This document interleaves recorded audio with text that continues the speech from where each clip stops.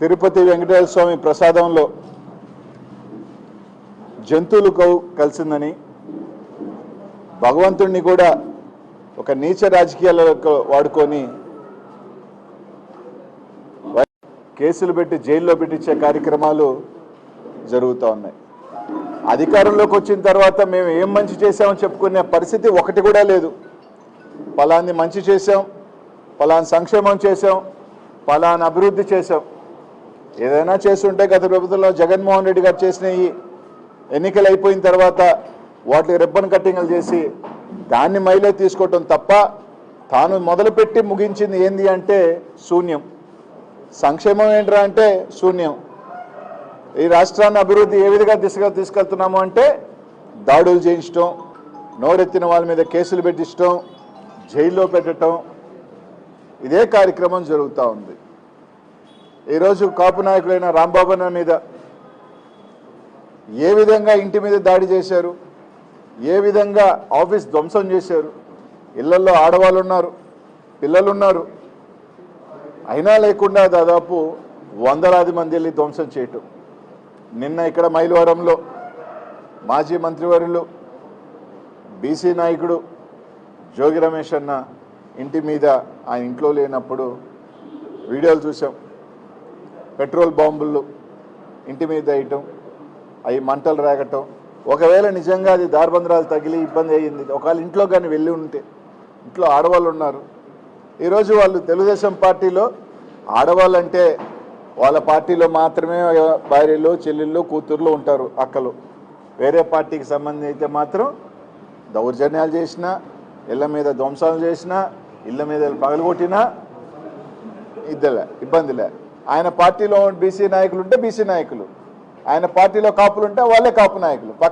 పక్క జిల్లాలో పక్క పార్టీలో కాపు నాయకులున్నా, బీసీ నాయకులున్నా వాళ్ళు బీసీలు కాదు, వాళ్ళు కాపులు కాదు. ఇక పవన్ కళ్యాణ్ గారు అయితే ఆయన ఎప్పుడు వస్తే మాటకు వస్తాడు, ప్రెస్ మీట్ పెడతాడు, ఎట్టంటే మాట్లాడతాడు. ఈరోజు ఇట్లా అంతా జరుగుతూ ఉన్నా కనీసం మాట ఎత్తే పరిస్థితి లేదు. ఒక రౌడీ రాజకీయంగా ఈరోజు ఒకటే చెప్తా ఉన్నాం, జగన్మోహన్ రెడ్డి గారు మేము కూడా 5 సంవత్సరాలు పరిపాలన చేసాం. ఇదే రకమైన పరిపాలన మీరు చెప్తున్న రాజారెడ్డి రాజకీయం కానీ, రాయలసీమ ఫ్యాక్షనిజం కానీ జగన్మోహన్ రెడ్డి గారు చూపించుంటే, మీరు చెప్తున్నట్టే జగన్మోహన్ రెడ్డి గారి హింస వ్యక్తి అని కానీ జగన్మోహన్ రెడ్డి గారు అనుంటే నిజంగా మీరు బయట తిరిగే వాళ్ళ, నిజంగా మీరు ధైర్యంగా ఈ రాష్ట్రంలో తిరిగే వాళ్ళని అడుగుతా ఉన్నాం. ఈరోజు అధికారం ఉంది, మీకు అధికారం ఇచ్చింది ప్రజలు, మంచి చేయను సరే, అది ఎట్టా చేసే పరిస్థితి లేదు, సంక్షేమం లేదు, అభివృద్ధి లేదు. సరే ఇంక మేము ఏమైనా చేస్తాం, మేము ఇలాగే మాట్లాడితే కేసులు పెడతామంటే పర్లా, ఇంక 3 సంవత్సరాలు ఉంది, అధికారం ఉంది, రైట్. ఎన్ని కేసులు పెడతారో పెట్టుకోండి, ఎన్ని దాడులు చేస్తారో చేసుకోండి.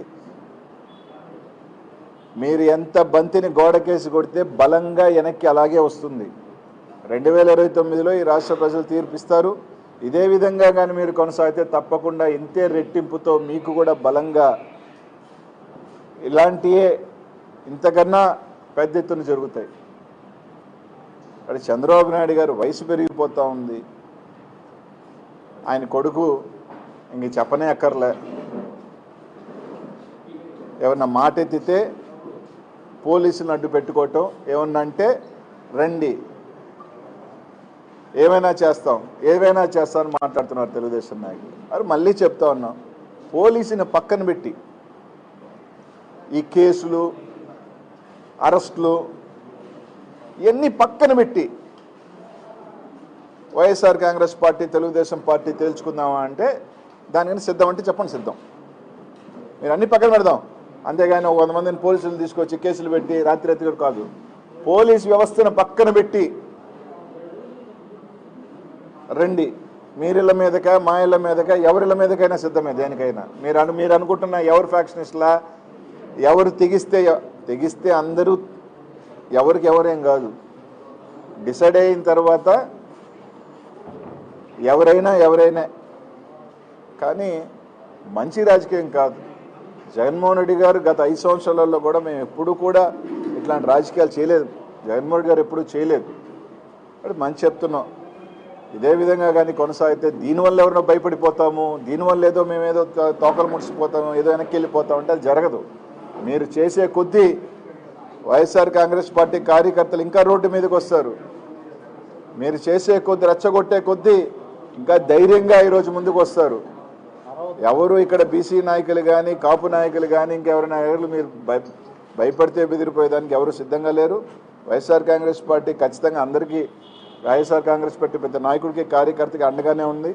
ఈరోజు జోగి రమేష్ అని కానీ రాంబాబు అన్నకు కానీ తప్పకుండా జగన్మోహన్ రెడ్డి గారు అండ పార్టీ అంతా అండగా ఉంటుంది. ప్రజలు కూడా చూస్తూ ఉన్నారు ఏం జరుగుతుంది ఏందనేది.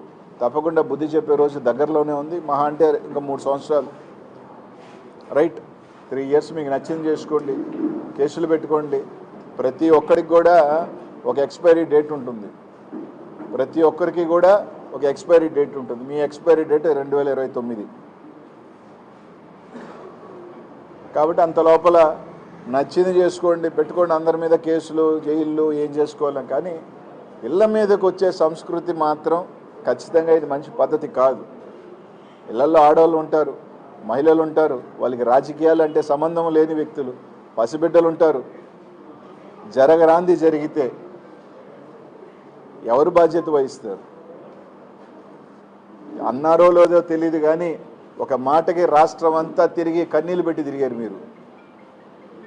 అది అన్నారో లేదో తెలీదు, నిజం అబద్ధం తెలియదు, కానీ ఒక చిన్న మాటకి అది తప్పైనా ఒప్పైనా దానికి మీరు రాష్ట్రం అంతా తిరిగారు కదా. ఈరోజు అదే మహిళలు కదా ఈ పార్టీలో కూడా ఉన్నారు, అదే మహిళలు కదా ఈరోజు ఇళ్లలో ఉన్నారు. మనుషులు లేని టైంలో నేను రమేష్ అన్న ఇంట్లో లేడు, తిరుపతిలో ఉన్నాడు.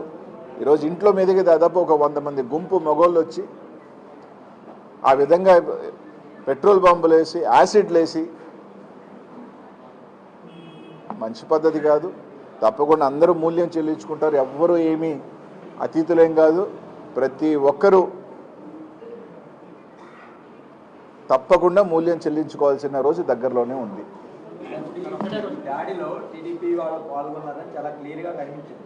కానీ టీడీపీ ఎంపీ కేసీఆర్ చెప్పింది రాంబాబు కావచ్చు లేదంటే జోగి రమేష్ వారి ఇంటిపై వాళ్ళ కార్యకర్తలతోనే దాడి చేయించుకున్నారు. ఇదంతా జగన్మోహన్ రెడ్డి పార్టీ అలవాటని ఆయన నిన్న కామెంట్ చేశారు. సరే నిజమే కదా, దాడి చేసే వచ్చే నాయకులు వీడియోలు ఉన్నాయి, పెట్రోల్ వేసేవాడు వాళ్ళ వీడియో ఉంది. ఆ 100 మంది 200 300 మంది నీట్గా నడిచి వచ్చే వీడియోలు ఉన్నాయి. వాళ్ళు ఏ పార్టీ కార్యకర్తలు ఏ పార్టీకి ఫ్లెక్స్లు కట్టుకున్న సంగతి రాష్ట్రం అంతా తెలుసు. కాబట్టి వెనక నుంచి పొడిచే వెన్నుపోటు రాజకీయం వైఎస్ఆర్ కాంగ్రెస్ పార్టీకి జగన్మోహన్ రెడ్డి గారికి లేదు. వెన్నుతో పెట్టిన విద్య వెన్నుపోటుతనం కానీ వెనక నుంచి దెబ్బ కొట్టడం వ్యక్తిత్వం అది తెలుగుదేశం పార్టీకే ఆ పార్టీ లాక్కున్న రోజు నుంచి తెలుసు. జగన్మోహన్ రెడ్డి గారికి అలవాటు లేదు, మాకు రొమ్ము ముందు చూపించుకొని కొట్లాడటమే తెలుసు.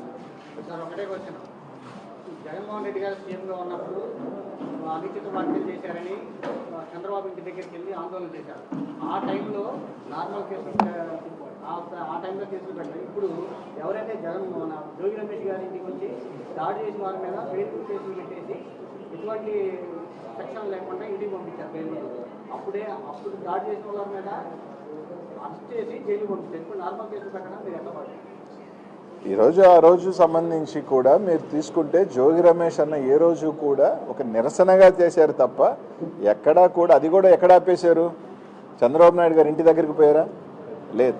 రోడ్లోనే ఆ రోజు మా పార్టీ ఆ రోజే ఆపేయటం జరిగింది, వాళ్ళకి సంబంధించి ఖండించడం జరిగింది. దానికి సంబంధించి ఎక్కడా కూడా ఒక నిరసన తెలియజేశారు తప్ప ఇళ్ల మీదకి వచ్చి దాడి చేసే కార్యక్రమం జరగల. ఇక్కడెందుకు మా నెల్లూరులో ప్రసన్న కుమార్ రెడ్డి ఇల్లు ఉంది, ఇల్లు ధ్వంసం చేశారు.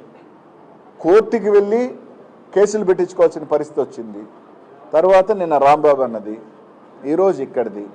ఏదో తూతూ మంత్రంగా 4 పిల్లకాయలు తీసుకోవడం, వాళ్ళ మీద ఒక కేసు పెట్టామని చెప్పడం, వాళ్ళు అక్కడే బెయిలించి పంపించడం.